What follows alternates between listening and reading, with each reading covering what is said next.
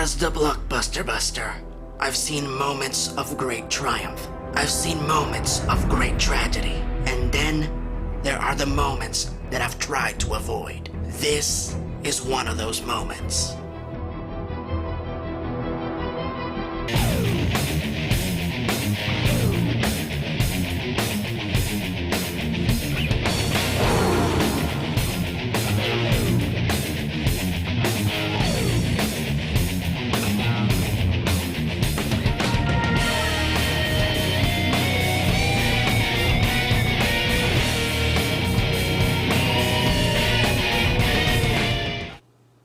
Greetings, fanboys and fangirls. I'm Erod and I'm the Blockbuster Buster.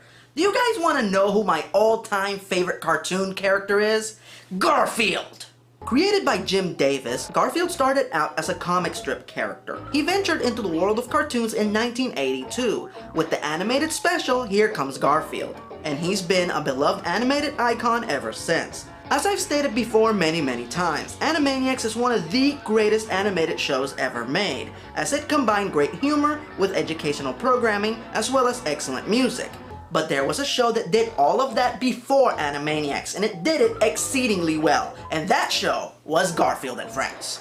This is the show responsible for introducing Garfield to mainstream audiences and establishing his personality as well as character dynamic. Garfield is a lazy smartass cat who loves napping, eating lasagna, and watching TV.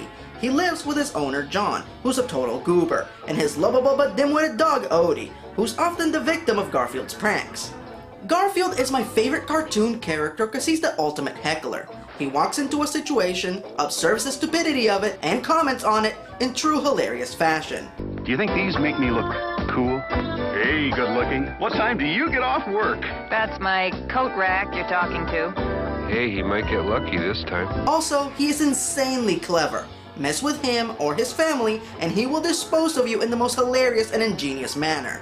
When I heard that they were coming out with a Garfield movie, I was beyond excited. And then I saw it, and... well, here's a lover. Sup, pendejos? I'm a lover. You wanna know about Garfield? I'll tell you about Garfield. So there's this gato named Garfield who sounds like Bill Murray and shit, and his owner gets a dog that looks nothing like the one in the cartoon, and that guy that is in every movie wants to steal the dog. And at first Garfield is all like, I don't like him, you can take that bitch. I don't know, Garfield, mira, that perro's kinda cute. And then Garfield feels bad about it for no good reason, and he goes to rescue him, and he finds the guy that is in like every movie, and he electrocutes him, and I don't know what happens at the end, cause I was busy wondering when sexy mamacita Jennifer Amor Hewitt was going to be in the movie again. Seriously, she was in like 3 scenes, pendejo. Thanks, I love her. Personally, I thought the first movie was okay. Not bad, not great. And then they made the sequel. So here we go. So our movie begins with a nice title sequence showing Garfield as part of classic fairy tales. Alright, so far so good. When we then cut to Carlisle Castle. Wait, that's a castle? It looks like a mansion. Aren't castles supposed to have towers and a drawbridge and a moat? You know what? I shouldn't dwell on this. The British do have their own quirky little names for stuff. Ah, this is the life. We've just got to get away more often. Pack of fags? You're a fag. It's a cigarette, mate. I'm not your mate. And thus we meet By the name of Prince. Prince? So this is a rich cat who looks like Garfield, but is voiced by Tim Curry. I don't get it. Oh, A Tale of Two Kitties. Oh, I see. They're gonna knock off The Prince and the Pauper. Well, I can't blame them. I mean, it's not like they have a decade of stories to base this movie on!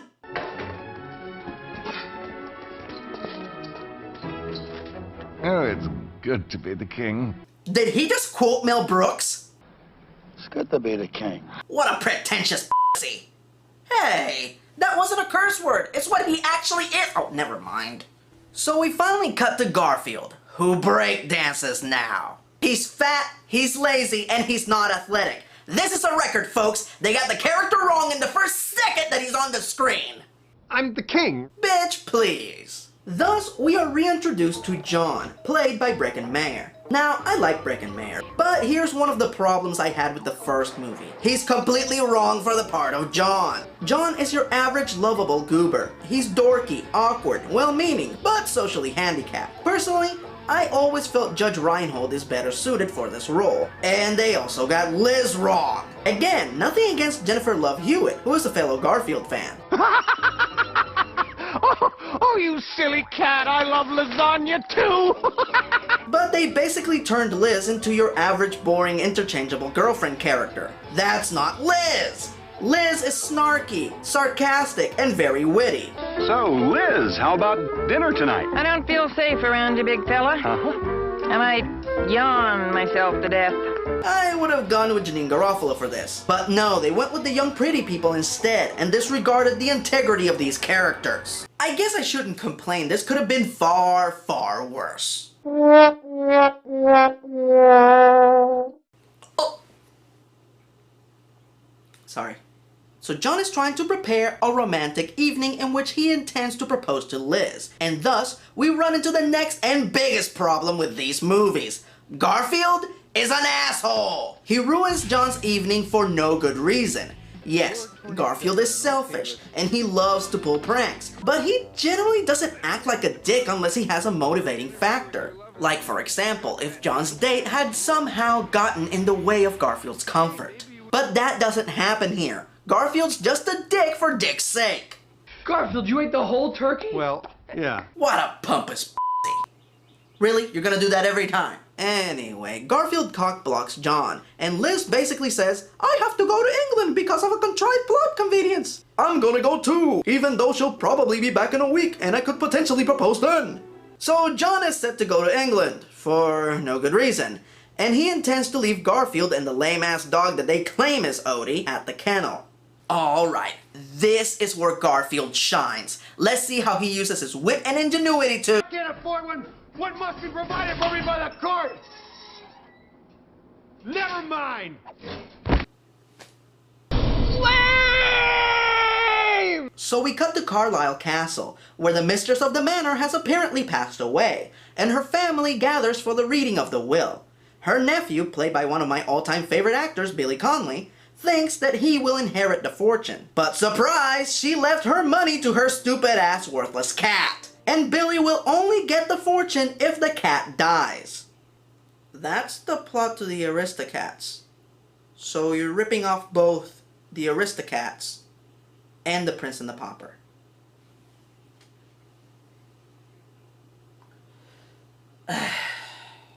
So now that the only thing that stands between Billy Connolly and being Lord of the Manor is extinguishing Princess Nine Lives, the barnyard animals that reside on the grounds of the castle get really nervous. There are talking barnyard animals in this movie? Oh my god, that means they're going to introduce the characters from Orson's Farm! You know, the secondary cartoon that they would show on Garfield and Friends. That means we're going to get to see Orson Pig, Roy Rooster, Wade Duck, Booker, Sheldon, Bo, and Lionel and Lamb. They're reading Lady Eleanor's will. What?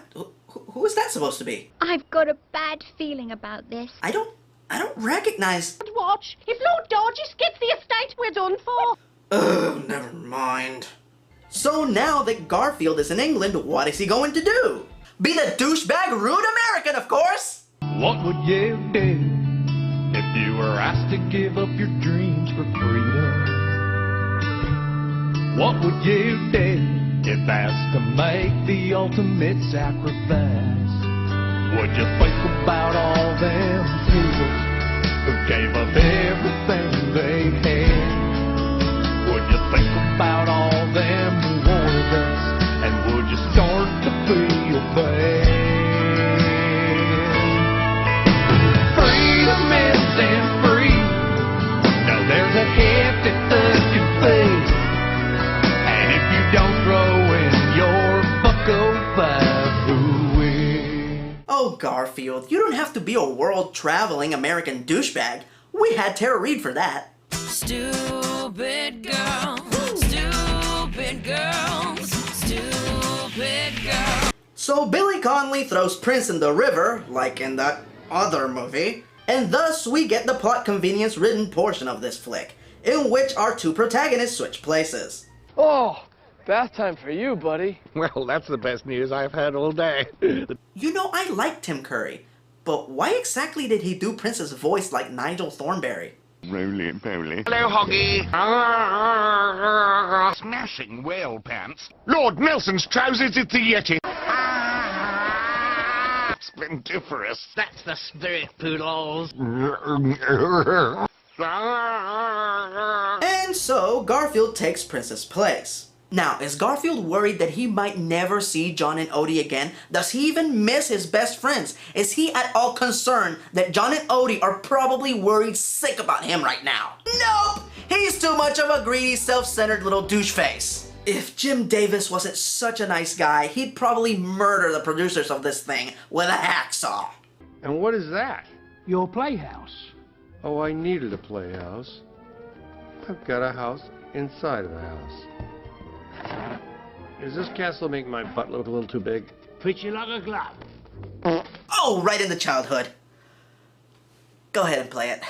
Excuse me, do you mind not farting while I'm saving the world? So the rest of this poppycock pretty much plays like this.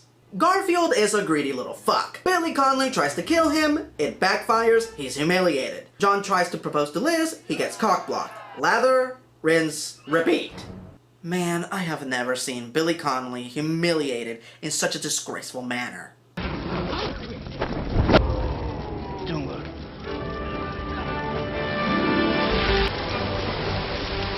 Oh, yeah, I forgot about that. So Garfield finds out that no one truly believes that he really was Prince, and that the charade was only kept up to stop Billy Connolly from taking over the grounds and replacing the castle with a resort. And only now, after realizing that he's been used, only now after being away from his owner and best friend for days, does he begin to consider that he made a mistake by abandoning his friends and family for a 24-hour room service, which technically he was already getting at home. Food in the fridge, cable and satellite. And don't forget lasagna. That's right. It's good to be king.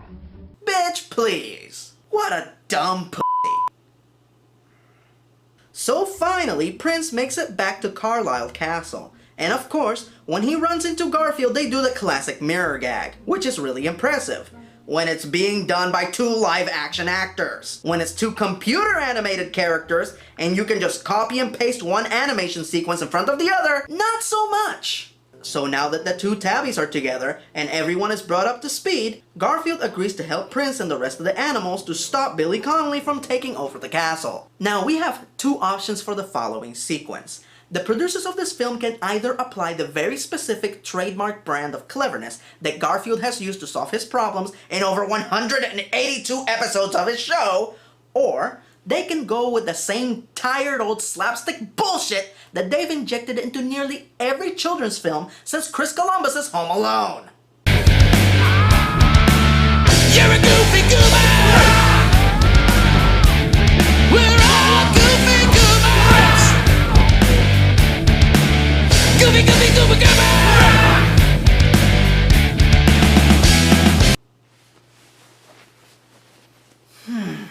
So after enough Home Alone bullshit to choke a donkey, Billy Connolly goes insane. I can't blame him. And he takes Liz hostage, so we won't forget that she's supposed to be in the movie. I guess this means that John should be involved with this scene somehow? Let her go. All in good time.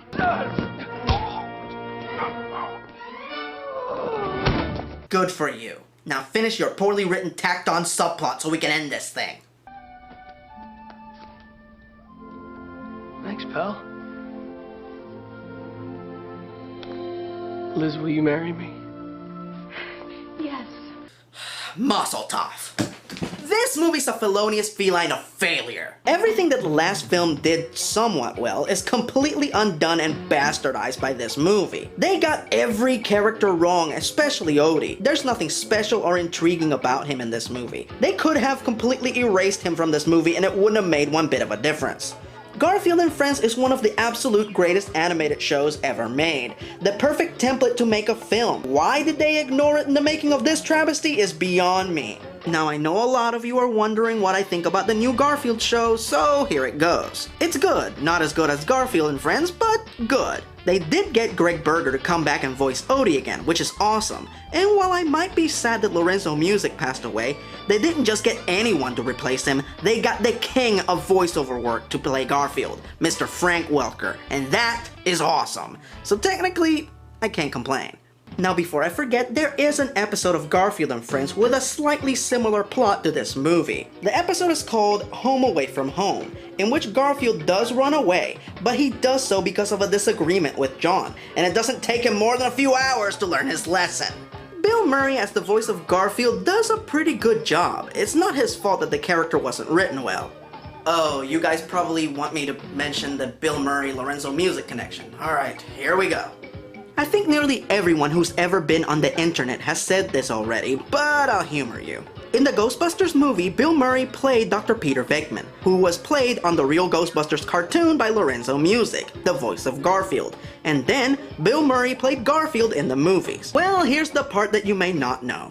Bill Murray was apparently very critical of Lorenzo Music's performance on the real Ghostbusters, saying that his character sounded like Garfield. So much so that in the latter seasons, Lorenzo Music was replaced by Dave Coulier. Wait. So Bill Murray was complaining that his character, Peter Venkman, on the real Ghostbusters sounded like Garfield?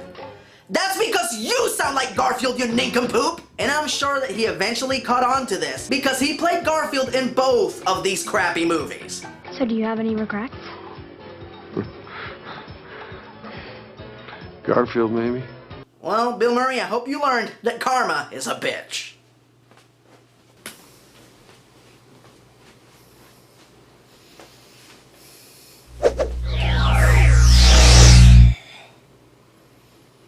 I'm gonna need more ammunition to take care of this.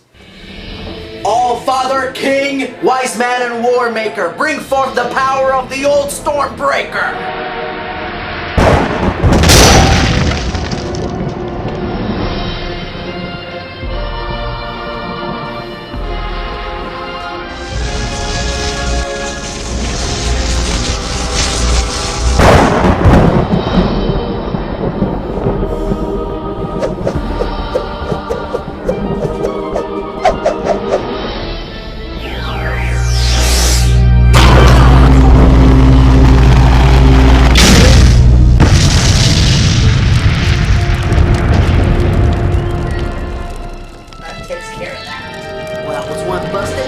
More to go. Oh, I'm sorry. Hold on. Hello. Yeah, I got it right here. Yeah, I was gonna return it right. Yes, I'm sorry, okay? Fine. I'm on my way right now, okay? On my way. I'm leaving right now. I'm sorry, I gotta go run an errand to Asgard, so, I'll just catch you guys later. Ladies and gentlemen, Garfield and Friends. We're ready to party! We're ready to party, we're ready. I hope you bring lots of spaghetti. Come on in, come to the place where fun never ends. Come on in, it's time to party with Garfield and Friends. Dancing, Fiesta, romancing, siesta, samba, la bamba, ay caramba, disguises, surprises, and pies of all sizes. Come on in, come to the place where fun never ends. Come on in, it's time to party with Garfield and Friends. Come on in, it's time to party with Garfield and Friends. Garfield and Friends. Maybe not as funny as pro wrestling, but a lot more realistic. Hey guys, do you want to see the Blockbuster Buster live? Of course you do. Well, this year you might just get the chance, as the Knott House Museum of Tallahassee has asked me to make my first ever public appearance. Alright? And you don't want to miss it. This year's event at the Knott House Museum of Tallahassee for Halloween will be called I Am Dracula, Vampires in the Great Depression. It will take place Friday, October 25th, starting at 6:30 p.m. Admission is $3, just $3. Now, what do you get for these $3 measly? First, you get to see me, Erod, the Blockbuster Buster, live deliver a speech or an honest review of the 1931 film Dracula starring Bela Lugosi. Right after that, you actually get to see the film the way it was meant to be seen on the big screen. Also, for those $3, you get free popcorn, you get a tour of the museum if you want it, and there will be a Q&A right after the film that you can participate in, mostly talking about Dracula and horror movies of that era. And last but not least, those $3 also makes you eligible to participate in a costume contest. That's right, this is a public appearance, a screening, and a costume contest. Now, what do the winners of the costume contest get? You get 2 tickets to the All Saints Cinema. Free movies. You can't beat that with a wooden stick. Right now, if you want more information about the event, there isn't a website quite ready yet, but the minute that it is ready, I'll make sure to let you guys know. I hope to see you there.